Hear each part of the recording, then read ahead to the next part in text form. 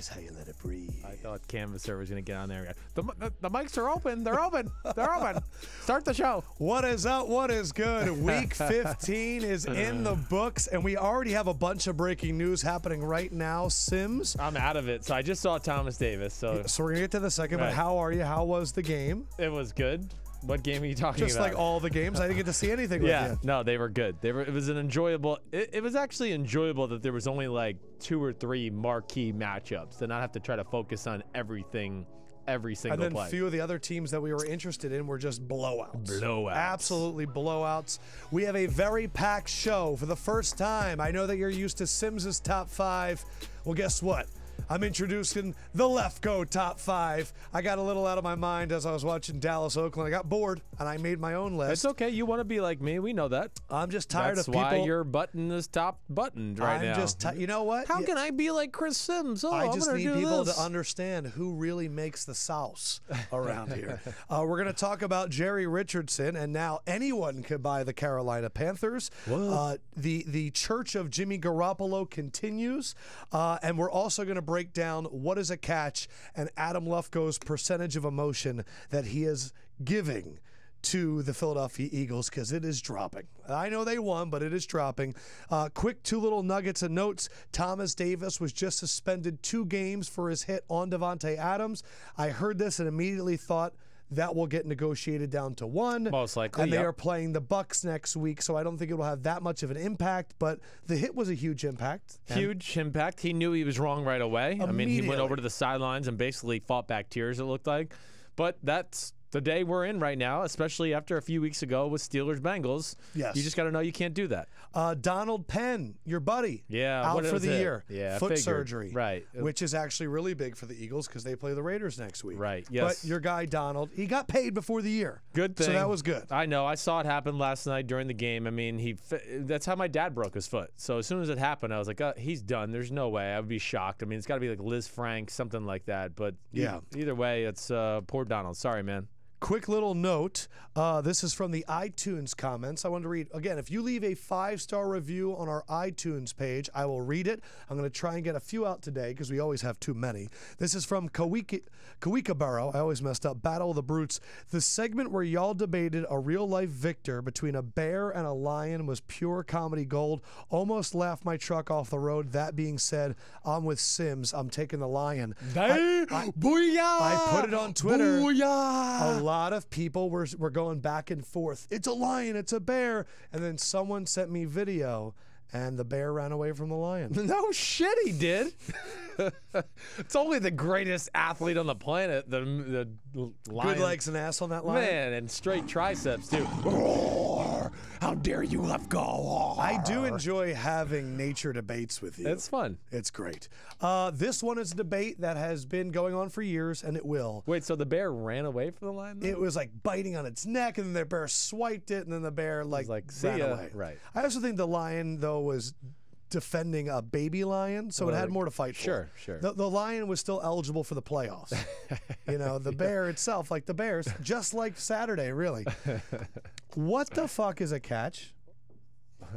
Well, I mean, what was your reaction when it happened? Because here it took us 5 replays, just like Romo and Nance, to realize that they were even challenging. Yeah, I was a little ahead of Romo and Nance. Of course you were. That's usually what happens. But I listen. I know. In all of our backyards growing up, that's a catch. I mean, we get it. But just this day and age in the NFL, it's not. I never was under the assumption that it was. When I saw the first replay and I saw the ball turn and I saw the laces flash, I said, uh-oh. And then, of course, I was like, come on, Jim and Tony. This is what they're looking at. But regardless, they got it, and I'm not trying to be a jerk or funny about that. Only thing I'll say to me, with the rules they are now, we know that's not a catch. You and I both know. Yes. It stinks. I will say this, though.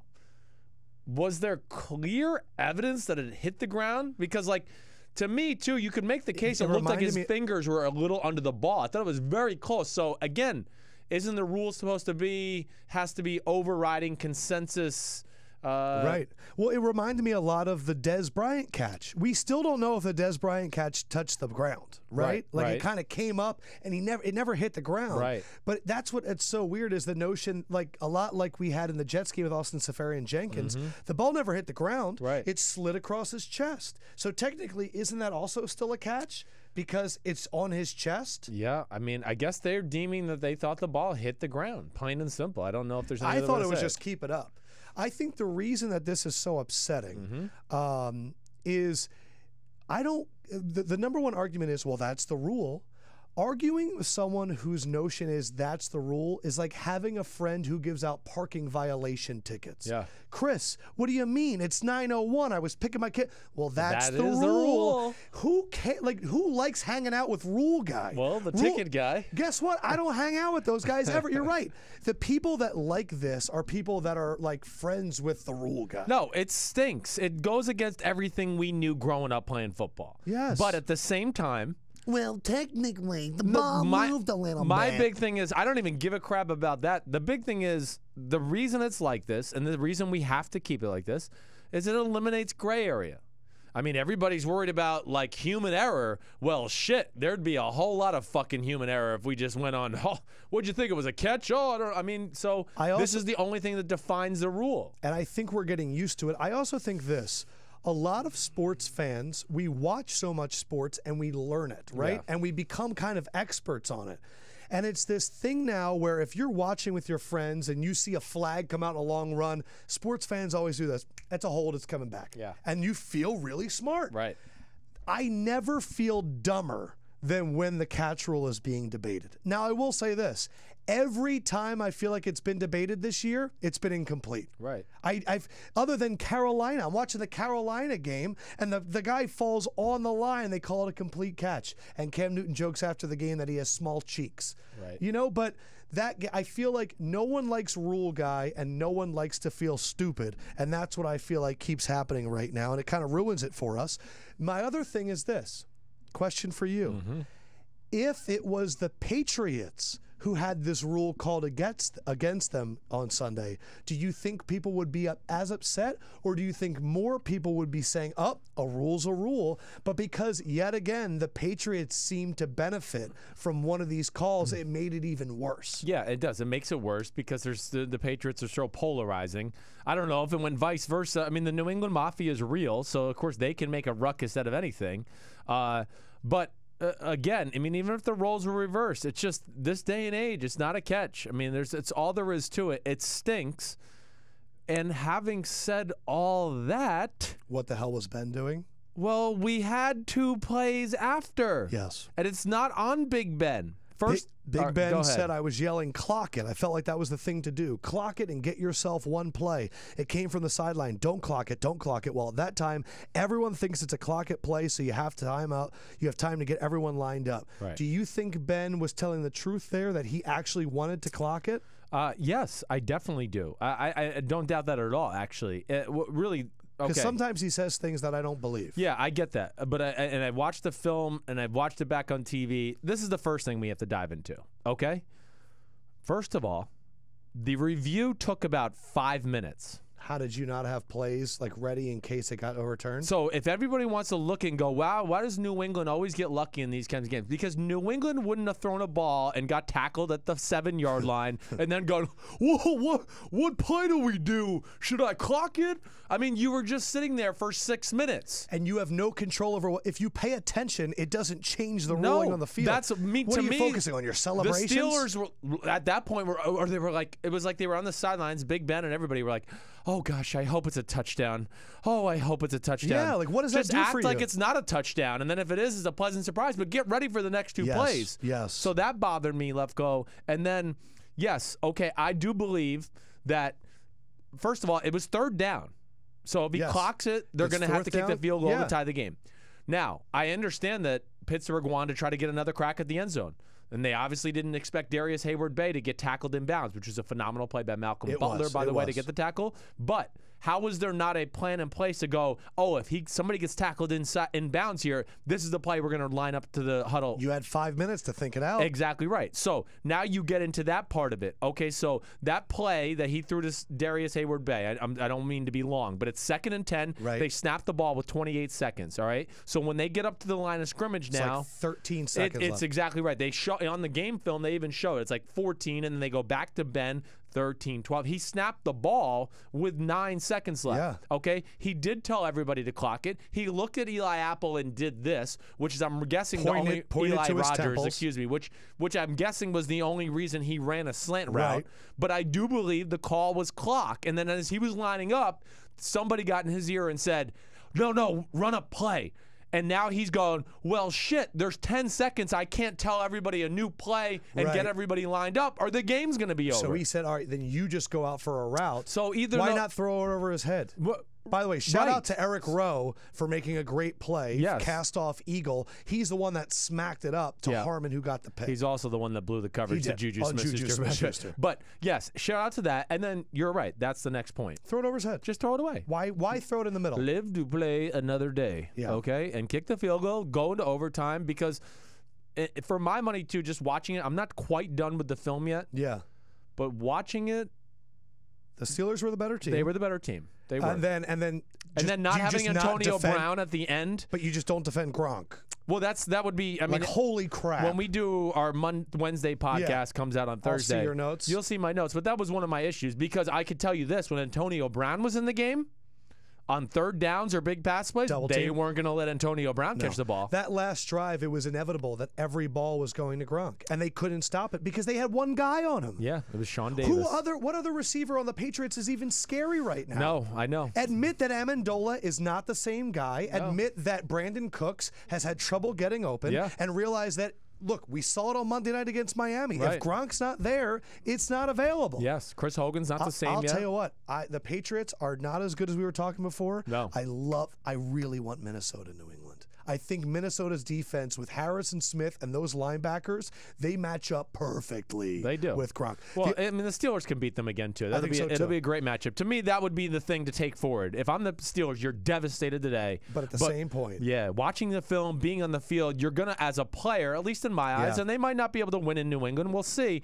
But they're going to go, no, we can play with these guys Yes. for sure. We're going to get to Antonio Brown and what that means long term, but I wanted to talk about the other crazy thing that happened on Sunday night with the refereeing, and that was our guy, Gene Steratore. Yeah. First of all, shout out to both of our guys. I'm claiming them. One, Rich Bisaccia for the fake punt from from punter Chris Jones down in his own end zone. Right. Really helped set up Dallas getting down there. Yep. But then 4th and inches. Was it 3rd and whatever? But they do the measurement, right. And Gene Steratore brings out a folded 3x5 I believe it was card, 4th and inches. Yeah, you're right. and he put it down there and said it Yeah. hit both sides. And now I'm seeing screenshots all day of the paper hitting the ball and the pole, and Steratore himself is smiling. Oh, I know. Well, he's the man. It's just so funny to me, guys, that we do all this betting. And I know a lot of you guys send me your Vegas tickets and that you bet money on the game. I just have a hard time relying on a game that they don't know what a catch is, and they use 3x5 cards to do a scientific measurement on whether or not it's a first down.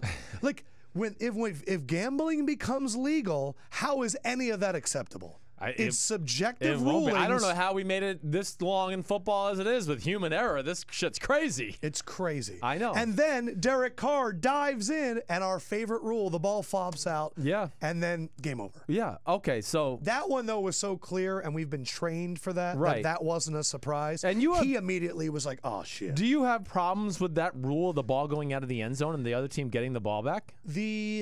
I mean, do you really going to try to sit here and justify me the Raiders deserve the ball back? No. Okay. I will say this. Incredible play by Jeff Heath to get there. Right. I guess I have an issue with the Austin Safarian-Jenkins one, where I didn't think he lost possession of it. That one, though, it flew out the end zone. Right. But, like, the Todd Gurley, he reached out, and it kind of was... Last night was a throw into the end zone. I just can't get over the people who were angry that they think, like, the Raiders should keep the ball. Nobody recovered it. Like, I don't understand that. No, that 53 by 10 yard area is, by all accounts, might as well be North Korea. You lose your stuff in that area, that's gone. That's theirs. Yeah. That's right. The defense is defending you from not getting there to get 6 points. So and this was what happened with Seattle, Right. Detroit back in the day, and Bobby Wagner punched it out. Right. No, but I think more the marking, the measuring of 4th and inches. I mean, to it me goes is to your crazy. whole thing where you've always said with the chips in the ball. Put a chip in the ball. Right. Find a way. I mean, put a chip in the ball, put a chip in the yard markers. I don't know. Maybe they have to just underground wire football fields and have spots all over the field to where they go, this is the line of demarcation, okay? The amount of times that I'm watching football games and they spot the ball and then the referee runs up like a yard ahead or a yard behind, and I'm going, this is how we're deciding a billion-dollar industry is based off of some guy 40 yards away. He has to run 40 yards. Is he going to maintain the same spot where he saw it from? I know. It's but just crazy. It's not a perfect game, even on the field with the players. It's not perfect. There's always going to be human error.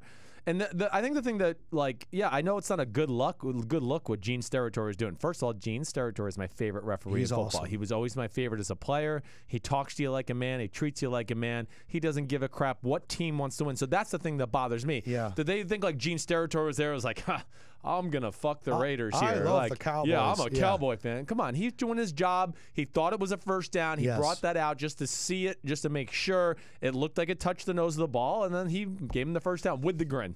Yeah, smile. The grind is so great. He always knows his place. Yeah. It was perfect that he was the ref that ran out for the first game back after the refs got off of their protest or Right. whatever it was, Right. because he took his hat off and Yeah. he bowed. He's got a Gene's pleasant the man. way about him. Thank you to Jonathan on Facebook saying it was actually KJ Wright who knocked the ball out. Yes. And I'll Right. say this. I was watching the Cowboys last night, and I said it before I picked them.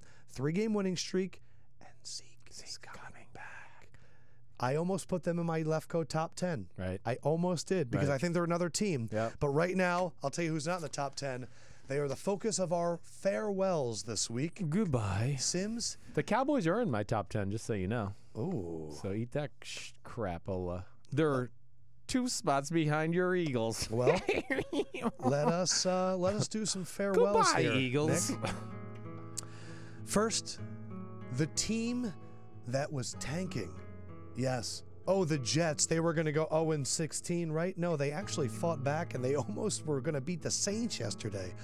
But they were eliminated from the playoffs. Bye-bye, Jets. Bye, Jets. Todd Bowles, I hope you come back next year. You freaking deserved it. You do deserve You really it. deserved it. I'd like to say a farewell to Kangol hats in the NFL. Yeah, the Cardinals were eliminated from the playoffs, and Bruce Arians, he might be retiring. The best accent in the NFL. Yes. I bid you adieu, Bruce. Goodbye, Kangol. Man. I love those hats. Oh, gosh. I have one. No, you don't. I do. Wear it next week. That is Okay. an order. Wear it Wednesday.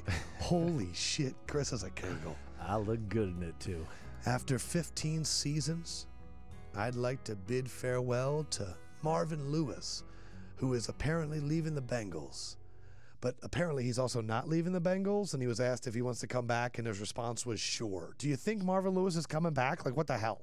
No, I don't. The rumor that I've heard all along, and I think I've told you this, is that Marvin is he's more ready to go than anything. That he's had enough, and he needs a year off. The popular rumor right now Right. is he wants to be the GM of the Browns, and that, or no, excuse me, he wants to move to the GM of the Bengals, and then the Bengals somehow get Want Hugh Hugh. Jackson as their head coach. Yeah, I mean, I get that. That's what everybody was getting at yesterday with some of the Hugh Jackson to Cincinnati rumors. Yeah, what do you think? I don't know. I don't think that's going to happen. I'll tell you what, man. Hugh Jackson, he's the coach that I want after going 1-28 the last 2 years.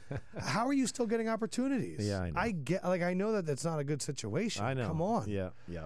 But yeah, I like that also. Marvin Lewis is like, haven't won a playoff game in 15 years, but I deserve to be your GM. Well, hey. He has got a lot of freaking players there. They've had a lot of studs. Now he might not be able to coach them to a playoff win. But was he responsible for finding them? But yes, he is a very good evaluator of talent. Well, so whoever he could be a good GM if he decided defensive to. talent, he's really Right. good. I mean, even like the Giovanni Bernards and the Jeremy AJ Hills and the Greens Joe and Mixons he's and there the for all of Tyler them. Eiferts. You're right. Yeah. Okay. Okay. All right. He's good at that. I have much respect for him. I mean, just think about all the DBs he's always scouting, Okay. always getting them on the team. So that's one thing I think you could do it. All right. Start that Let's music. get that music back up. I'd like to say farewell, and this is a happy one. I'd like to say a farewell to hopefully the coaching staffs of Seattle and Green Bay. Finally, your teams are not going to make the playoffs, and you can't keep this charade going any further. Right? I hear you. Is the bullshit coming to an end? Are we saying farewell to this nonsense? No, I think you're going to be doing this same song again next year. Even Tennessee, the Titans are falling apart. This is what we needed. Malarkey my ass. Get out of here. Say goodbye.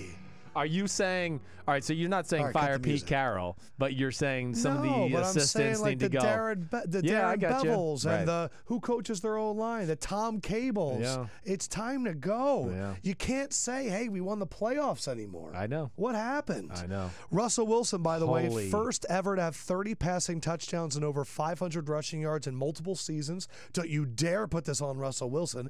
I mean, he was under attack yesterday. Attack. I watched the film already. Aaron Donald was like his new roommate. He was living with him.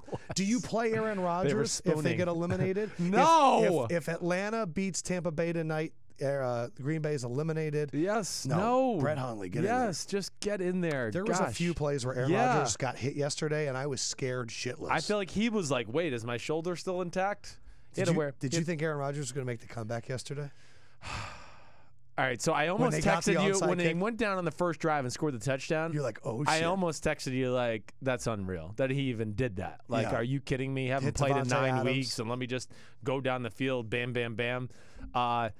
But as the game went on, I mean, again, he's human. He was not his best. He tried to make throws where the Aaron Rodgers on all cylinders could have hit, but the Aaron Rodgers who hasn't played in 2 months can't hit. And those were some bad mistakes. Plus, I did not like his look in the bigger shoulder pad. Did you notice he had bigger shoulder pads on? He did. Did you like the quote from Julius Peppers where he had 2 things he was thinking as he sacked Aaron Rodgers to end the game? 1, try and get the ball. 2, don't fall on Aaron and hurt him. That's why Julius is a legend. That's what we need from all football players. I believe he's one of the oldest players ever to get 10 sacks in a season. Gosh. He's one of the freakiest players ever. He's unbelievable. He really is. And he used to help me up all the time, too. Really? I mean, all the time. I never felt like I was going to get a blindside cheap shot from Julius Peppers. I can promise you that. The third team of the guys that I hope move on, Tennessee, all the quotes yesterday were, we want Mariota to call plays. Some of that. Right. We are better in the hurry up when Mariota calls the plays, which made me think they all hate the play calling right now from Malarkey. Apparently. Yeah. Which that's exactly what it says. And, they're in trouble. I mean, I just think everything we've said about them all year is kind of just finally coming true. They were the benefactors of having a schedule that matched up well with them. They haven't had to play too many tough teams. Of course, the AFC South, the Colts and Texans fell apart, so that was 4 wins. But nothing special about the football team. Yeah, whether it's Ted Thompson or Dom Capers, I hope not making the playoffs causes some changes, or Mike McCarthy's willing to bring in a new play caller. Yeah, right, that would be great. With Seattle, I'd like to get I think 1 year soon. I think this is the end of Seattle. Yeah. We were calling it 2 years ago, and I think we were right. And now it's official for everybody else. I think they need to unload some of these legends. Yeah. I think that some of these contracts are preventing them from building out their D-line, their O-line. Yes. Trading somebody like Curse, I think, really did hurt as the year went on. I'd like to see some changes, and I think it's time Tennessee gets a new coach. We have one more farewell, so strike up that music. Farewell to Gene Fridays with the Carolina Panthers in what has turned out to be one of the creepiest things I've heard in a long time. Goodbye, Jeans. Jerry Richardson apparently would walk around the office and creepily ask his female employees to stand up and would say things like, quote, this is from the Sports Illustrated the investigation, "Show me how you wiggle to get those jeans up." Quote, "I bet you had to lay down in your bed to fit into those jeans." And always the good one, did you have to step into those jeans or did you have to jump into them? So Jerry Richardson apparently thought he was genuine, asking these women, "Girl, how did you get in these jeans?" And because when you know you're a super creep, you go, "Oh, no need to investigate. I'm just going to sell this billion-dollar organization and get out before you dive deep." I don't think that should be allowed. I agree. I think, you're going to sell it? We're still going to investigate you. I mean, we're still going to investigate so you. Can the NFL players do that the next time they're getting off-field trouble? Can they just retire for a few months and then come back and end the investigation? Right. I mean, to me, it doesn't look good for the NFL. It really doesn't. Super creepy. And it goes back to the thing where some guys, when you hear the allegations, you look at them and go, it's even creepier because you're like Jerry Richardson. Yeah, it is. Because you would think he's and I've come across Mr. Richardson a few times. He's extremely nice guy. Of course. I mean, buttoned up, Mr. Professional. But it's just, again, it's another one of those life lessons that I've learned a few times in my life over the last few years. You never know. You just never know. I thought Aaron Hernandez was a real good guy. Turned out not to be. After it came out that he was willing to sell the team, P. Diddy goes on to Twitter and says, I want to take over the team. His first thing he said, we're bringing in Kaepernick. We're starting a quarterback competition. And so my first reaction was, well, then you're going to be a really bad owner. You have Cam Newton. Like, doesn't make any sense. But then Stephen Curry, right, as he likes to be called, said, I want to join in. And then Kaepernick himself said, I want to join in. Right. Of course, the other owners get to decide who actually gets it. Right. And there's no way a Colin Kaepernick-led group is going to get it. But I was also thinking of other rich people that I'd like to see jump in on this. Yeah. I'd like to see Richard Branson get an NFL team. Right. Virgin Airlines, Sure. very creative, willing Right. to do a lot of different stuff. There's no way that Mark Cuban gets a chance at this. He's been very outspoken about how the Yes. NFL is a fat pig slaughter situation. The one thing that I was surprised didn't come out right away is Michael Jordan, Sure. Mr. North Carolina. Right. He's already doing this with the Bobcats. I just feel like he'd be an easy face to prop up. I would agree with that. And then if we're going to stay in music, Dr. Dre has cash from the selling Apple and Beats and all that stuff. And then, Jay-Z worked well with the Brooklyn Nets. I'd Right. like to see Jay-Z get a chance. What about your pops?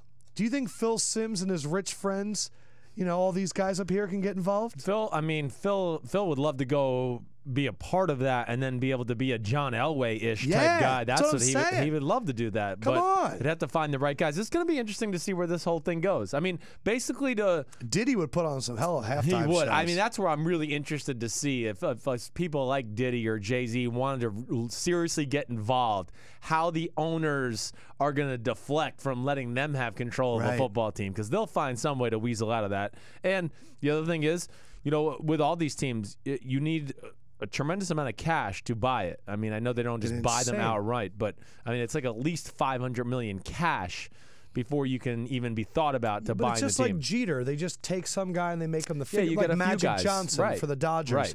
And Akeme Udoku saying the nature boy Ric Flair for GM would be awesome. And then Brian Bellows saying, P. Diddy owning an NFL team, bottles of Ciroc in every locker. Yeah.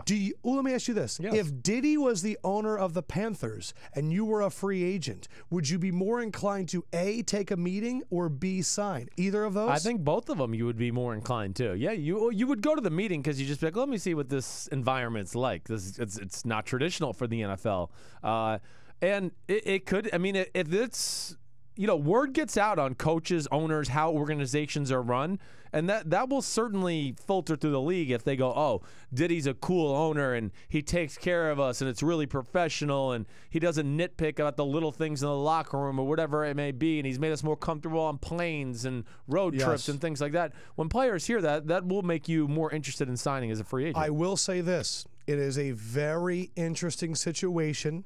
This is a team with arguably the most marketable black athlete in the league in Cam Newton, even despite what he said earlier this season. I know it was very disparaging, especially towards professional women in the sport. But also, this is a state that had that bathroom bill, LGBT and issues. it has a lot of national issues right at the core, and a lot of people have talked about the lack of black ownership in the NFL. Yeah. I'm wondering if the NFL makes it a priority Right. and it tries to find some people with a black face to lead, because it is an issue that could really help the NFL There's no from doubt. an optic standpoint. I would think it's going to be their main priority. I think they're going to want to end the conversation of the black owner issue in the NFL, lighten the criticism a little bit about lack of African Americans in power positions throughout the NFL, whether it be GM or head coach. And you know what? And then Nicholas Dieter saying, what about a woman owner here? Sure, I would love it. It would be interesting with Cam Newton. That would be. Yeah. I also want to say this.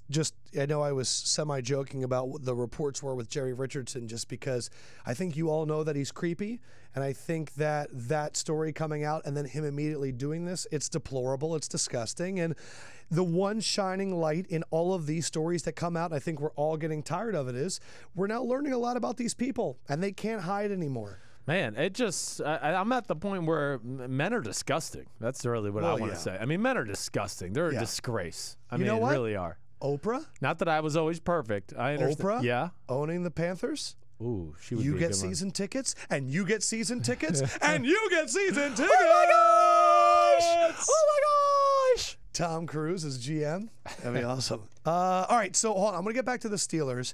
Antonio Brown, reportedly a partially torn calf muscle, possibly expected back for the postseason.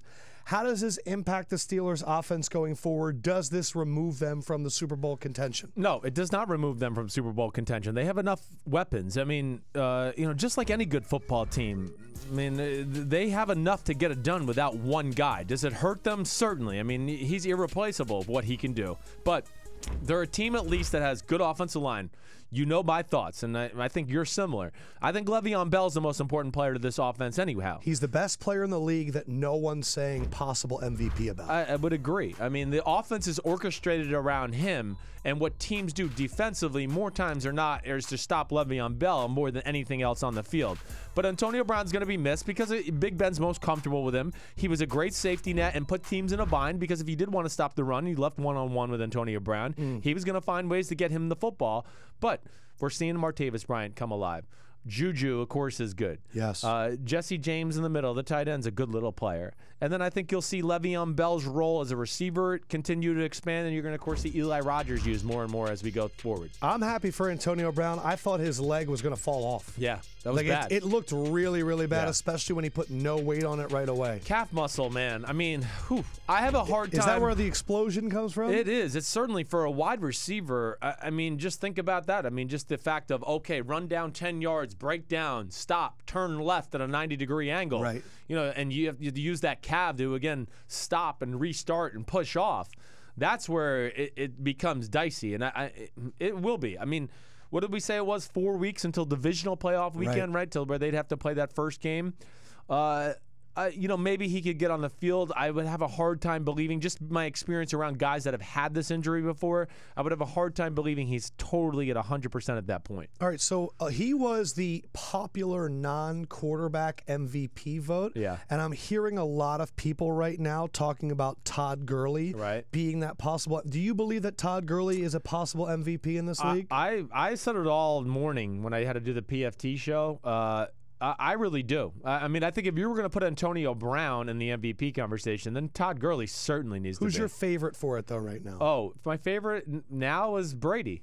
Yeah. Yeah. I mean, especially after last night, which, again, I don't think Tom Brady's physical ability is on the same level as a Russell Wilson or a Carson Wentz, but he's the quarterback who's playing really good. He's had a lot of clutch moments through the year. He's made some big throws down the field, and that was the biggest game of the year, and it's going to look, the optics are going to be Brady brought them back from down 24-16 in the fourth quarter. So I think he almost wins by default. I don't mean to say it that way in a disrespectful way, but Gurley, for me, like we've talked about with Antonio Brown or Le'Veon Bell, I mean, first of all, Gurley, 17 touchdowns, 13 rushing, 4 receiving, third in the NFL in rushing, better yards per carry than Le'Veon Bell. And he has second on his team in receiving. So he's a lot like Le'Veon Bell. Right. The offense in Los Angeles, the Rams, is totally based around Le'Veon Bell. I mean, Todd Gurley, excuse me. Everything they do. Yeah. A lot of Goff's success. They're one of the best play-action passing teams in football because of that. They're one of the best screen teams in football because of Todd Gurley. And holy rocket up his ass on that last play before. That would be our point to go, yeah, this is a hole, and every running back can run through it, but there's only 4 or 5 that could have ran through and not been touched where the safeties and the corners were like, he's right here. Oh, my gosh, no, he's gone. I think the other name that is not being mentioned enough for MVP is Case Keenum. I think Case Keenum's statistics right now, I think he's already a 3,000-yard passer. He is. And I think his touchdown-interception ratio is what? like 23-7. 20-7. It's 3-1 basically. 20-7. The only thing I'll say, it's really tough. The last two running backs to win MVP, Sean Alexander and LaDainian Tomlinson, both ran for over 1,800 yards. And AP, right? AP was in there. I don't think so. Adrian Peterson didn't win the MVP. Didn't he split it? I think you may have been a split year. Split it with but Peyton, Sean Alexander had 27 touchdowns and LT had 28 touchdowns. Right. Gurley, though, and Kamara are the only two non-kickers currently on the top 25 scoring list in the NFL. Wow. That's how many points Gurley has put up. Yeah. Peterson, I guess, had it in 2012. That was when he shared it with Peyton, I think, in his first year back in Denver. 2,000-yard? It was a 2,000-yard year after the ACL. Running backs really only get it when you do something that's, like, insane. Record-breaking touchdowns in the season. Todd Gurley's having a good year, but he's not in the insane level, and that's why I feel like it would go to the Tom Brady's. And he won it solo, AP. The canvasser's telling me in my head. I hear you. But to me, too, where the difference there to me is, again, the context of the league we play in right now. And this is a wide open year. It's the league's itself this year, and that it is more wide open. And, they were LaDainian and Sean Alexander. They were in that last generation of when it was 1st and goal from the 4. You run it in 3 times, and we're going to get a touchdown. And that's just not the way anymore. So Carson Wentz can't get it? I don't think so. 3 games? He was the best player all year. Yes, he was. I know. To me, it's just hard to argue. Here's a guy that's going to miss the last quarter of the season, basically. Yeah. And we're going to give him the MVP. Yes, he was I'll be interested to see where it goes. Did Russell Wilson officially get eliminated? Yeah. I think so, too. Yeah, I think so. Again, like you started out the show, you hit it right. They might as well have been spooning together, him and Aaron Donald. That was the difference in the game, right? Because we've seen pressure off the edge against Russell Wilson, and then he can run up the middle and find a lane. In this game, what happened was Donald was through so quickly, he had nowhere to even go up the middle. It was like, oh, shit, Aaron Donald's up the middle. Let me try to escape out the edge. Oh, damn, there's Robert Quinn or Connor Barwin. Yes, I want to say skull, and to all the people out there right now that are like, Adam, you're an idiot. Of course Adrian Peterson won by himself. I get it. I'm sorry. I love you. Adam. Let us go to Sims's top 5.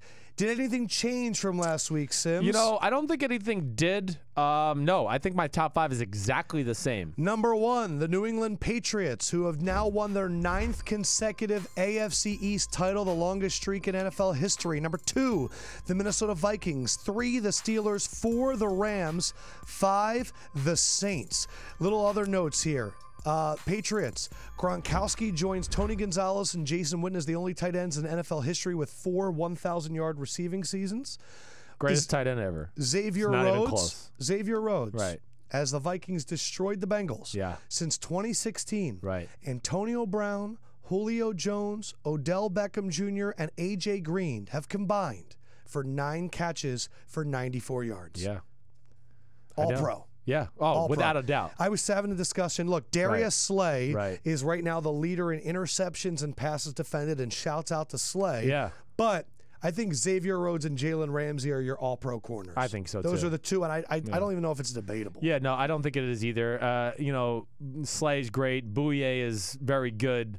There's a lot of good corner play. I even think the kid out in the Rams, Tremaine Johnson's been phenomenal, especially the last few weeks of the year. But I think it's those two. They're on another level. Xavier Rhodes, what he's asked to do, he's on an island so much. I'm amazed, actually, how good he is, Lefkoe, because I was working in New England when he was coming out in the draft. Yes, Florida State. Yeah, and I just kept thinking, man, this guy's too big. He's not quick enough. He's not going to. And I just kept thinking he's going to get bigger and he'll get slower. And he is just out of this world good. Definitely one of the best in the league. A lot of people right now are asking about where is Jacksonville and where is Philadelphia. Well, I did my top 5. Let's compare Sims's top 5 to Lefkoe's top 5. And what do you know? Right there at number 3 is the Jacksonville Jaguars. So my top 5 is Patriots, Vikings, Jaguars at 3, Steelers at 4, Rams at 5. What's really funny is I did my top 10. I didn't look at yours. And really the only difference was that I had Jacksonville at 3 because then my next went yours, which was Steelers, Rams, Saints. Right. But I think you really have. I just think the Jacksonville Jaguars, I went back and I looked. Of the Jaguars' 10 wins, 8 of them are by 10 or more points. No, you want? Can I just real quick say a stat that really jumps out to me? Please do. Okay, because of that. This is a stat that means value to me. Net touchdown difference, right? That shows you how much the Patriots have a 10 net touchdown difference on their opponents for the year. Scored 10 more touchdowns than their opponents. Yes. You know who's leading the league? Jacksonville. How many? 20. So double the Patriots. And second is the Philadelphia Eagles with 19. Wow. Yeah, the NFC has got more of the dominant football teams, but yeah, I mean that shows something about the way they're playing. Sorry to interrupt you. So the reason that I put Jacksonville as my 3 is I look at the Steelers and their offense and I go, that's an elite unit. Right. I look at the Patriots and I can really say their entire team, but especially their passing offense with Gronk is an elite unit. Yep. Vikings, I believe their defense is an elite unit. I think the Jaguars' defense is better than the Vikings' defense, but the Vikings' offense is better than the Jags' offense. I think the Jaguars right now are better than the Rams. I think their defense would beat up the Rams. I think you look at that Rams win. Talking about the Jags or the Vikings? The Jags. Yeah, right. Because I think the Rams got a kick return for a touchdown. A lot of some fluky plays that I do not think would happen. Yes, a lot of fluky plays. The Saints. I knocked the Saints down a lot because of what I saw against the Jets yesterday. It did not look good. Yeah. I genuinely believe the Jaguars are that good, and I think what's really interesting is I'm going to let you go here. Yeah. Blake Bortles yesterday went 21 of 29 for 326 and 3 touchdowns with no interceptions. He did not have Leonard Fournette. He did not have Allen Robinson. He did not have Allen Hurns. And he lost Marquise Lee very early on. With Leonard Fournette, the Jaguars are 7-4. Without him, they are 3-0. They're scoring 6 more points per game without Leonard Fournette. And they're actually rushing 11 more yards without Leonard Fournette. So it's not just Fournette, which is mind-boggling to me. However, after the game, asked if Blake Bortles is improving, Jadeveon Clowney responded, he's trash. What is an honest evaluation, Mr. Blake Bortles is 70th in the NFL? And I'm not saying you're wrong, because you know that I agree with you. But what is an honest evaluation of how he's played, because he's been playing well? Yeah, well, I mean, again, just because, you threw out names there, right? I mean, nobody was going, oh, my gosh, Allen Hurns isn't playing. They're screwed. And I understand Allen Robinson's not there. And Fournette, the games he played again, I would like to know who he played against, right? To just the context of that argument. Yes, they played against the Texans, and their defense stinks. Right. So, I mean, also, I would just say this, too. I mean, it's not like if Leonard Fournette's not there, they're not capable of running the ball either. Right. Chris Ivory would start for most, the Washington Redskins would go please, we'll have Chris Ivory, thank you. I mean, there's a bunch of teams in football with the Baltimore Ravens, lots of teams, whatever it may be. Okay. I made my statement, about 70th best quarterback. I stand by it. I don't care. Maybe I get proven wrong. And if I do, great. I'll be happy for it. I don't have too much of an ego for Blake Bortles to say, hey, fuck you, Chris Sims. I shit on you. I was explaining to Matt Miller what you meant by it, too. You were, and you said this here before. Right.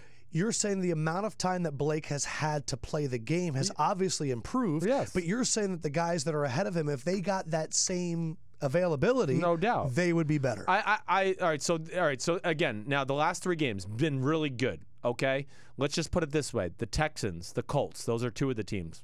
They're bottom 5 in pass defense in football. So keep that in mind. The Seattle Seahawks defense, it stinks. Yes. It stinks. Yes. It's with all the injuries and everything we've seen. You saw the Rams game yesterday. It's not a special unit. So again, then my other thing to this would be, I mean. If everybody's wide open when I watch Blake Bortles throw passes. I'm going to go there. The defenses, the way they line up to play Blake Bortles, this was my overarching point. Yeah, they have so many guys in the box. Oh my gosh! I mean, if Tom Brady walked to the line of scrimmage and got the looks Blake Bortles would go, he would literally stand up and go, "Wait, are you guys really going to play me like this? Are you going to line up like this against?" I will say though that Blake is throwing a better deep ball than he was before, and that's the big difference. And if he plays like this, they can win the Super Bowl because what he's doing is just at least he's hitting the slam dunk completions. When you really made this comment a few weeks ago, he wasn't making those throws. No, he was not. So not only was he only throwing checkdowns, but when the opportunities were there, he'd miss wide open. And now the last 3 weeks, he's actually freaking hit them. He's hit them. I mean, and again, context. And if he proves me wrong, great. Okay, I don't care. But I'm just saying, again, context, look at a lot of the throws, almost all of the throws the last 3 weeks. Like you said, people are wide open, but he has made the bar so low for us so long. We've seen him miss those throws. Now we're going, Oh, he's hit him. See, he's pretty good. See, told you. So again, I'm not trying to take anything away. I'm just trying to take the realisticness of the situation. And I want to provide clarity. I know I called the Rams win fluky and the special teams. I have said on the show many times, the Rams special teams is fantastic. I just think when you get those successful plays against a team, they're just not going to happen again. They're not going to fall for that. You can't always expect it, right? Yeah, they're just not reliable. Their special teams are incredible, and honestly, Fossil is hands down the best special teams coach in the NFL. He is. And the fact that Jeff Fisher got credit for all of his ingenuity over the years is crazy. Right. Because Fossil's the genius, but I just think that the Jaguars defense is better than the Rams offense. There was something that I did see last night, and that was our man, not even our man, Rodney Harrison took a little shot at you. I showed you the clip. He did. He goes, yeah, well, you said that Blake Bortles sucked, Dan Patrick. And Dan Patrick said, no, it was Chris Sims who said he was 70th in the NFL. And then Rodney Harrison said, well, he's in the NFL, and that's big for Chris Sims. That's big for Chris Sims to say. Yeah, I mean, it's not cool. Fight him. Well, I mean, it's not cool. I mean, I don't know what else to say about it. He probably doesn't even know how old I am or when I played. I mean, that would be my... I was going to say, you're 37. Yes, You're right. not going to play in the NFL right now. And there's so many comments I can bring back. Well, you could say that he did steroids. Well, you can say it, but yes. He did steroids. So I mean, and that most of his comments on Sunday Night Football are usually inaccurate. Whatever. I mean, it doesn't matter. If people want to get mad at me for my opinion, whatever it may be. My only issue with what he said there is he tried to get personal on me a little at the end, like, oh, well, you're not in the league and he is. Like, okay, great. Neither is Bill Belichick. Is he allowed to comment on football anymore? I don't understand it. Yeah. So that was what made me angry about seeing it. It did seem personal. And you work at NBC too. It was personal. There's no doubt. Why would it be personal? I don't know. But there was something there that he didn't like. I don't know. Who knows? I don't really care. Again, I don't care about like what people think about me with the Blake Bortles comment. I work really hard. I study at it. I didn't say that just to get shockwaves. I was really trying to say the point that the Jaguars were the best team in football, and they had a way below average quarterback playing, and that was the reason they weren't the number one team, and in my rankings, they're the number 7 team. I still need to see him do it against a quality defense and make those type of throws. And just because he's the 70th ranked quarterback doesn't mean you can't win the Super Bowl, okay? Number 34 out of 34 ranked quarterbacks in 2015 was Peyton Manning. He was putting up the Sean Kaiser type stats. 9 touchdowns, 17 interceptions. He was the 34 rated quarterback in football, and I promise you, if more quarterbacks got to play, he would have been farther down the line. So it doesn't mean you can't win the Super Bowl even that way. Interesting. All right, let us time. There are some players that are the bar, and there's some players that really are the bar. Forget setting it. They take it to another level. Sims, who was the bar for you in Week 15? The bar for me was Cam Newton, and what he did, once again, not only with his big-time right arm, but his ability to make plays with his feet.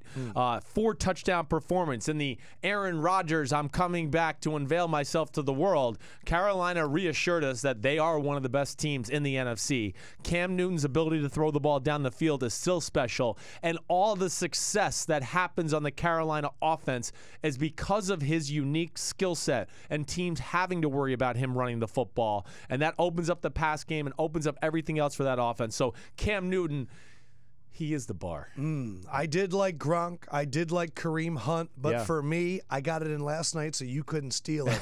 Todd Gurley was the bar against the Seattle Seahawks. All the time we see running backs, and they near 100 yards, and we go, wow. They got 100 yards on the vaunted Seattle defense.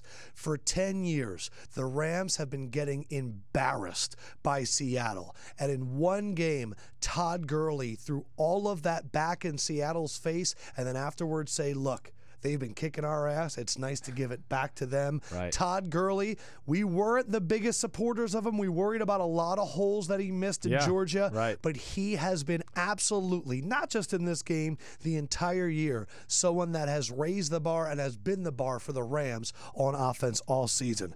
Cam Newton, in exchange with Clay Matthews. Oh, you've been watching films? Great. Watch this.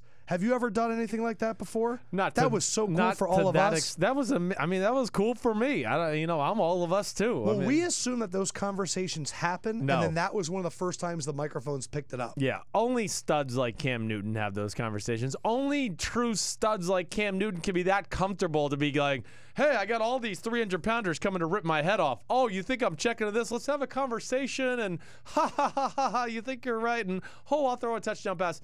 That just speaks to the player he is. That's what happens when you're one of the most physically gifted people on the field. It's like we've seen Aaron Rodgers be like that too at times, where they can just – they're so comfortable because they know they're that good. But that was really cool. It was really cool that it ended up matching up on a play where they were kind of faking the wheel route. Have you ever had a play? You've talked many times. Ray Lewis called out plays. Zach Thomas called out plays. Right. Have you ever heard somebody call a play that you knew that week you had a check for, or that you had kind of game plan for them seeing that on film? Yeah. And gone, hell yes, they think it's the other play? Yes. Really? Yeah. Well, give me one. Well, I think I've told you this story before, but we were playing the Carolina Panthers in the 2005 season, and when the week got done, I was at home watching highlights on like a Tuesday or Wednesday night, and they had the sideline for the Carolina Panthers mic'd up during our game. There was like a mic there, and they were talking about our checks. And they were going, oh, I heard them go 358. And when they, 358. So you heard them talking about your heard that. checks. And we had to play them in like 2 more weeks. It was one of those, division matchups. We were going to play them like week 12, and then we're going to play them in like week 15. Yeah. And I went back to Gruden, and I was like, hey, listen, I was watching the highlights last night, and Brenson Buckner, he was all over our checks. And they were discussing them with the defense. Yeah. So we went into the game a few weeks later. How did Gruden respond? Gruden was like, really?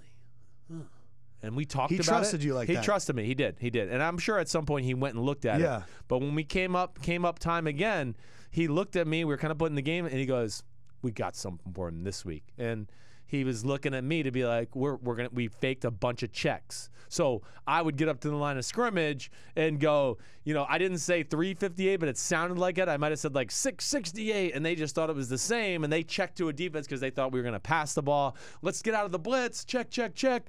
And we called plays for the check in the huddle. So I already had the play called because I knew if they heard me do that, they would check to that defense. Right. And then we could run a screen, and I wouldn't have to get worried about blitzes. Or we would run the weak side ISO play with Cadillac And were Williams. they just stunned? Well, I think after a while, I think we got them like 2 or 3 times in like the second and third quarter. Yeah. And then the checks came off, right? Man. All right, so a lot of people were asking where you have the Jaguars and also where the freak are the Eagles. Yeah. Let's take a look at your 6 through 10 and my 6 through 10. You have Panthers at 6, Jaguars at 7, Eagles at 8, Falcons at 9, Cowboys at 10. I have the Saints at 6. You have them at 5. I have the Panthers at 7. I have the Ravens at 8. I have the Falcons at 9 and the Eagles at 10. So you don't have the Ravens, and I have the Eagles 2 spots lower than you do because I am the expert in Philadelphia, and I know what I'm watching right now. Yeah, it's a little scary. So I want to start off there. By the way, we have an iTunes comment that said, this is from Marshawn2472. Sims always keeps it interesting. Lefkoe's evolution from dumb hype man to smart hype man is very interesting. And the Eagles won't win the Super Bowl. Sorry, just keeping it real. No need to apologize. I'm here to tell Philadelphia I have some real honesty for you. I asked Sims last week what should be my percentage of confidence in the Philadelphia Eagles. You said start it off at 50. Right. What is your percentage of confidence for the Eagles? And I'll tell you what mine is now. It's about, I don't know, I'm going to say 65 to 70-ish. So it goes up? Yeah, it went up. My percentage of confidence with the Eagles went down. Is 12. That is my percent confident with the Eagles. It is 12. It went up. I don't know. Eli frickin' Manning threw for 450 yards. Well, I know, but see, my confidence level last week was talking more about the quarterback conversation. Oh, fine, Nick Foles, whatever. Ronald Darby is a liability. Well, your defensive play calls are a liability. Jim Schwartz doesn't know what he's doing. Yeah. It's too aggressive at times. They had 500 yards of offense against the Eagles. This is the Giants. I don't even know they had offense. I know. I thought they were giving up. Again, okay, so you're right. It's all concerning. It's 3 weeks in a row where you guys have let up a lot of big plays. Seattle. So that's why Rams, I continue Giants. to drop. Right. I continue to drop you for that. Also, I just want to, again, don't underestimate the interdivisional matchups. Look, I know. I had to explain to a lot of people there's something to why that. I thought the Giants game was going to be tough weeks ago, Right. and I get that. Right. But 450 Except passing I yards can't wait to saves. watch the film. It's ridiculous. You don't have to watch the film. I'll tell you how it goes. Let's play man-to-man 6 yards off, and we don't know how to tackle. Right. Well, because and then Tavares King and Sterling Shepard should not be getting 180 yards on 3 catches. No.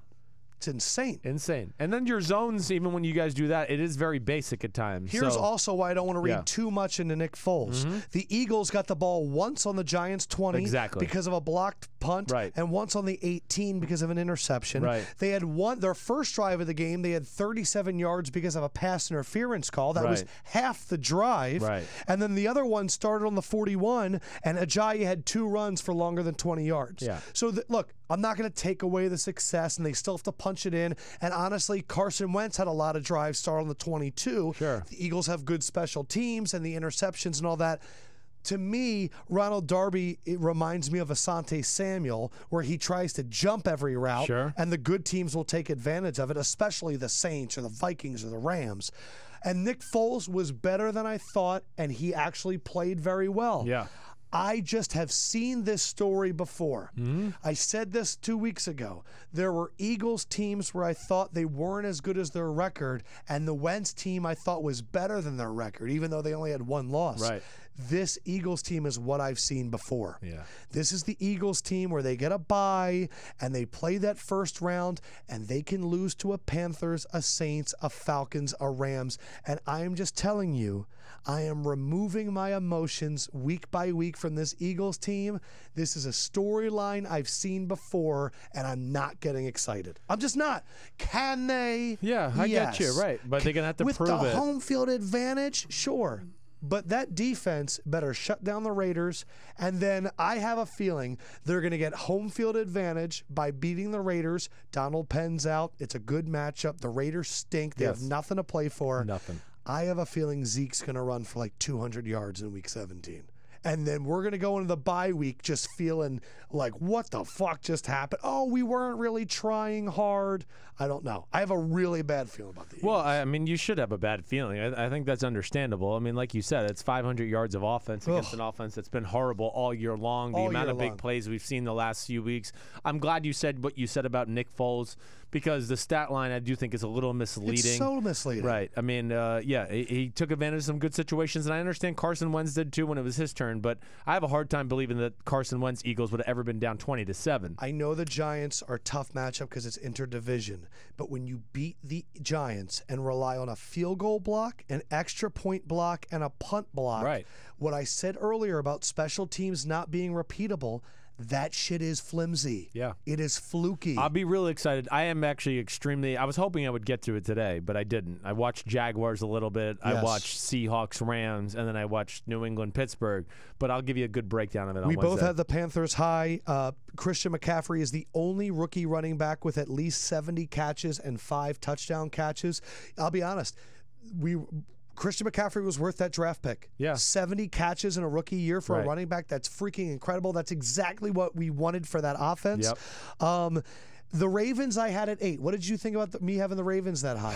I just think they're starting to get it with the running game, and that defense really is that good. And their special teams, Justin Tucker is the only kicker since the kicks have been moved back, that extra points, that has not missed one. Oh, well, I mean, he's one of the greatest kickers I've ever seen. I use their kicking and punting as a reason why I had them that high. I'm just not willing to put them quite that high yet. They're dangerous, yes. What do I have? I had them at 11. Yeah. So you had them up there. I have them up there, but yeah, I couldn't put them up at like 8 or anything like that. I think what scares me more than anything, I don't think the defense is. I mean, I can't sit here and go the defense is dominant when they let up 500 yards passing to Big Ben the week before. Right. So that scares me a little bit. The offense is showing signs of life. I mean, Flacco looks good. He does look good. There's no doubt about it. So they're a team that has the ability here, maybe the last 2 weeks, to jump up a few spots for me. But I just need to see it another week or two. Yeah, right now, though, I'm going Patriots-Vikings. If you had so these are like the things I do. Like, you like my top 10 though? I do. I think your top 10 has a lot of things to be respectable about it. I went into like this. I just went like sometimes I get into matchups and I go Cowboys versus Ravens. Who would I take? And I just went. the Cowboys, the way they're kind of playing defense lately, Dak Prescott, the run game, it's very close. I just think that front seven of the Ravens is going to be tougher, and like the Cowboys on Sunday night, they were good. Yeah. But I can't rely on that defense. I mean, Derek Carr did drive down the entire field before dropping it out. I thought was more disappointing was the fact that they were up 17-10 and didn't really put the game away on the offensive side of the ball. But, yeah, okay, so I get that. Line, yeah. Now, what about the other one? This is the other one I wanted to ask you about when I saw your rankings. You would take the Jags in a one-on-one matchup versus the Panthers? I would. You would. I think that the Jaguars defense, again, I think is that special, and I think Cam Newton would struggle. Right. And, yeah, I would. I really would take the Jaguars over the Rams, the Panthers, or the Saints head-to-head. Yeah, I don't know. Definitely the Saints. I'm out on the Saints. I'm going to get out right now. I'm going to be the first one off that bandwagon. We've been plugging all year. I am out on the Saints. I think their defense is about to fall off a cliff, and that offense – I know that there were 2 Brandon Coleman fumbles that kind of ruined it. Yes. But Drew Brees did not look good yet again. No, he really didn't. It was not special. The offense has not been special. Listen, you're going to Drew Brees on the road in January is not going to be fucking good. Is an issue. There's no doubt. So I'm getting ahead of that one. All right, yeah. I'm not mad at you for that. There are things to be concerned about. I almost put the Cowboys ahead of the Eagles. You're going to lose a lot. You're going to have a lull in the season too. So don't forget about that at times, Lefkoe. Right.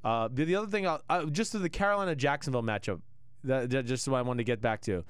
I think I would take I need to see Bortles against a good defense. So who are the defenses that he's faced the last few weeks? I mean, the Texans, the Colts, the Seattle Seahawks. Okay. All right, you're right. Who do they play next? They barely beat the Browns. Right, and that was a good defense. Right. So you're making very good points. The Cardinals they lost to because he got greedy by asking him to throw a 5-yard out route to the right. So that's what just scared me about that. I just basically went and go, yeah, Jacksonville's probably a little bit better the team, but I'm going to take Cam for now over Blake Bortles. That's the reason I got him ranked ahead of him. I just think Christian McCaffrey is going to get injured on the first play. Now, one team that you definitely had in your top 10 and were so darn confident that they were going to win, it's the only highlight that we're showing because it was your biggest bet.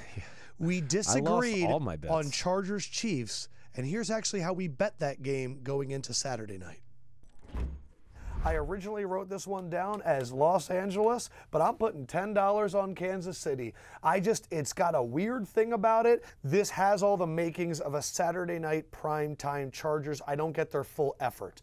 I love the Chargers. I really think they're the better team. This is just me going, doesn't feel right. That's the only reason I picked this one. Okay. You're going big on LA, aren't you? No doubt about it. I mean, this is one of the best. San Diego Superchargers. Lightning bolts all over. I mean, that was some breakdown by you. I don't know, it's Saturday night, and they're not going to give up their effort, and they're just not going to win. I like what Matt Nagy's done. You mean when Matt Nagy lost his first game? Okay. Matt Nagy, they lost to the Jets 2 weeks ago in New York, but now their problems are fixed because they beat the shitty Raiders. Oh, my gosh. I mean, it was a Saturday night primetime game, and I don't think hairier in 3 days. I'll say that. Holy cow! I don't think the Chargers gave their full effort. You're right. I think you're spot on. I think that else is spot fucking on. You're spot on. Oh my gosh! Just a weird feeling. It just wasn't going to work out right. My entire family. Because we were all hanging out. Oh, they were all rooting against my me. My grandma, and it was great. My dad's going, yeah, Chiefs, yeah, Chiefs. Oh, damn, I got the whole Lefkoe family. See, that's the difference between your family and my family. My family would also be rooting for you. They'd be like, yeah, Christopher, eat that shit. Go at him. Lefkoe owns you. Man, but yeah, that happened. The Chargers. Here's what's very interesting to me. What if Buffalo and the Chargers are tied at 9-7 for the 6th seed, and the Chargers get in because Buffalo played Nathan Peterman in that game? Karma. The Bills currently are the only sports franchise without making the playoffs in this century.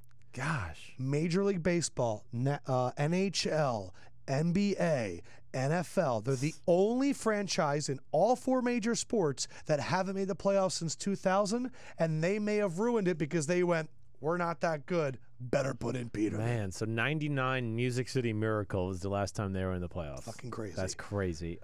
Chargers, though. Buffalo's not out of the woods, right? No. I mean, they got, New England this week and then got to go to Miami? The AFC standings right now, you have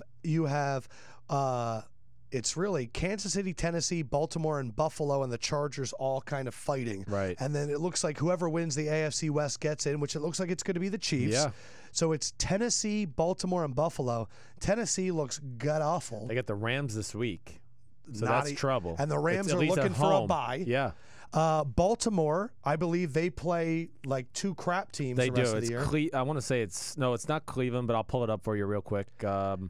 It is Indianapolis and then Cincinnati. So they're in. Yeah. Baltimore is going to get in, and the Chargers, man, they really took a step back. That Yes, really they hurt. Did. They did. Where do we even begin with that? Okay, a big thing is this. I mean, of course, Denzel Perryman, like you said earlier today, Yes. Lugit getting hurt early. Those were big Lugit and blows. Perryman going out early were huge because that defense changed when Perryman came in. Perryman's been a real lightning rod. But this is also who he is. It is. He You're misses right. half a season. Smaller linebacker. Yes. Those are the things that happen. The biggest thing to me, and I know you and I discussed this already too, is just, hey, the game was 13-10 San Diego or Los Angeles Chargers. Damn, I can't get this damn team through my head. 13-10 Chargers, and I'm going, okay, this is kind of going the way I'd like. And I told you I was at a Christmas party, so I was like drinking and watching at the same time. They go on the long drive, the Chiefs, to make the game 17-13. And I'm going, okay, the Chargers are in a good rhythm. Here we go. And, Rivers throws the interception. It was such a bad interception. It was a bad interception. He had the out route. If you see the highlight again, when he throws the deep post to Keenan Allen, I don't know what he was doing. He just got greedy. And then he yelled at Keenan Allen. But then Kansas City, of course, put a drive together. Then the next drive came Eckler fumble, and Los Angeles defense was on the field, and that was match point. Did you see the clip after the game of Joey Bosa and Tamba Ali working on moves and Tamba Ali teaching him pass rushing moves? Are you kidding me? No. So awesome. Huh. What do you think when you hear that? Well, I'm just shocked to hear that going on after the game. Yeah, he was kind of like working on like some pulling moves against the tackle. Were they like still in uniform? Or are we talking Yes. about? Okay. Still in uniform. Damn. Well, that's cool about Bosa. That's cool about Tamba Ali. Tamba Ali from Jersey, T-neck Jersey. What up, Jers? What up, Jers? But it just shows you. I mean, Bosa is a true student of the game. He loves football, and I'm sure he's seen Tamba Ali do things with his hands and things like that, to where he goes, I'd like to steal this move from you. What do you do here? Yeah, I'm going to show you the video right now. So I want you to kind of wax poetic about this, and this is kind of where we're going to wrap up. Jimmy G. Yeah. Jimmy Garoppolo has more yards than any San Francisco quarterback in their first 3 starts. That's Jeff Garcia. That's Steve Young. That's Joe Montana. This is Joe Montaning Bed. Do you want to call him Joe Montaner or Joe Montaning Bed? Oh, I like Joe Montaning Bed. Joe Montaning Bed, 785 yards in his first 3 games. He goes 381 and 1 touchdown, the game winner, as they drive down there to set up Robbie Gould. He's the first Niners quarterback to have back-to-back 300-yard games since 2000 with Jeff Garcia. After the game, right guard Brandon Fusco said, "I knew he was a great player. We all did. We just didn't know he was this special." Yeah. What are we watching right now? I mean, we're watching the unveiling of one of our next young great quarterbacks in football, especially with the combination of Kyle Shanahan as the play caller. It's the perfect match. I mean, Kyle hit the jackpot here. I mean, he really did. First of all, I think Jimmy Garoppolo is more physically gifted than Kirk Cousins, so he hit the jackpot from that standpoint. Also hit from the jackpot, which has become a huge thing here in the Northeast and the New England area. I actually live in New England because Connecticut is considered that, but there's this uproar right now about the Patriots giving up Jimmy G. Are they still upset about it? It's gotten second wind because of his success here, and they can't believe it. And What do you think Patriots fans should be thinking? I think, to me, like, this is the decision here. Okay, you're going to have to franchise him to keep him. So were you going to pay him $24 and you're million? not going to just move on from Brady. No. So you're going to be stuck with Brady for 2 or 3 more years. So maybe they would have been fine Kirk Cousins him 24 or 34 million. Maybe they would have. I understand that. That might have been the right play for the extension of the empire, the Roman Empire here with the Patriots. But I think it was Evan Silva that tweeted out, it took Matt Ryan 1.5 years to get down Shanahan's system with Julio Jones. Right. And Garoppolo has gotten in 3 games with Marquise Goodwin. Yeah. Well, Goodwin's good. Better than people give him credit for. But yeah, but Fast you're as right. fuck. You're right. And I think that's also what happens is, even though it's not the same system, Jimmy G being in New England and the complexity and all the rules, it's not as mind-blowing to, let's say, a Matt Ryan who was in offenses that were, I don't want to say elementary, but certainly not as cutting edge as Kyle Shanahan or New England. Yeah. So the fact that he's had to do this and the juggling of the mind and the checks at the line of scrimmage and calling 2 plays in the huddle, that does give him the benefit to learn something else quicker. I want to say this. Yeah. I believe that your friend is having the perfect first-year coaching. It is. It's up there. He was known after 6 games at 0-6 as the best 0-6 team in the history of the NFL. Right. At week 10, when they hadn't won a game yet, and his I don't know if that was week 10, but C.J. Beathard was in. Columnists in the San Francisco Chronicle were writing, the 49ers should apologize to Kyle Shanahan for putting him in this mess. They've now won, what, 4 out of 5? Yeah. They definitely have the quarterback of the future. Their wide receivers are panning out like they thought they would. Right. And they have lost so many guys to injury. Yes. The Niners are going to be one of the most popular betting teams in the NFL next year. Kyle Shanahan is going to have one of the best off seasons when he comes here. They have a ton of money. And he comes to Connecticut, Right. and we're getting messed up with Kyle Shanahan, which I better be invited to this year. Right. And Kyle comes on the podcast. He is going to have the most glorious offseason because all they're going to say is, imagine what he's going to do with 16 games with Garoppolo next year. No doubt about it. I mean, I think one of the most exciting things to watch out for in the future of the NFL is the McVay-Shanahan rivalry, the Rams-Niners. I think it's going to be – the Seahawks are going to be 3rd place. I mean, I would say so. I mean, that would be my bet. Within the next 2 years, yes, they're going to be the 3rd place team because they're going to have to restructure. Now, Russell Wilson will keep him in it, but that would just be my bet. I could be wrong, but I just think that much of McVay and Shanahan, and I think McVay already has the talent, and Shanahan's team is going to get there. Yes. And it can lead to some, really epic division rivalries. All right, here is the video of Tamba Ali and Joey Bosa working after the game.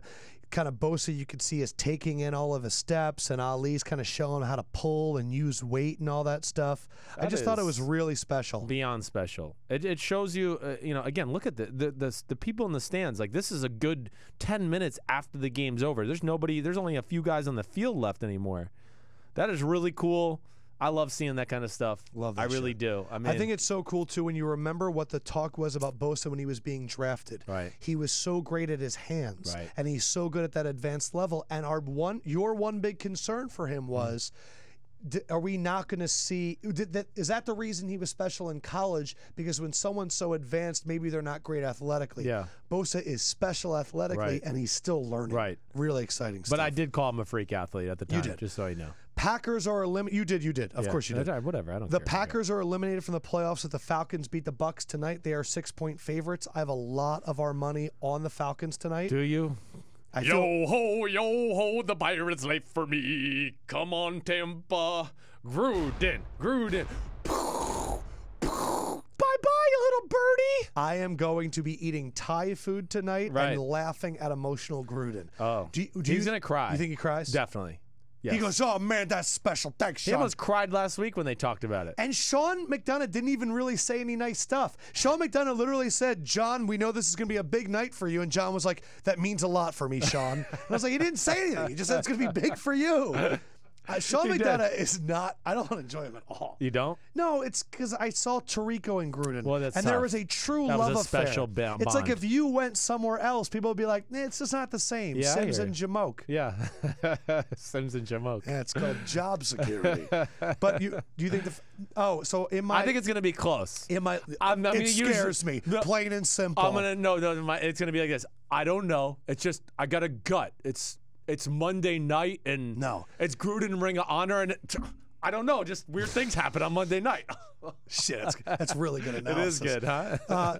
In my Lefkoe lock, when I had to predict the game, the Falcons are outscoring their opponents in the last 3 games in the first half by 28, and the Bucs have been outscored by like 13 the last 3 weeks. Right. But in the second half, the Bucs are.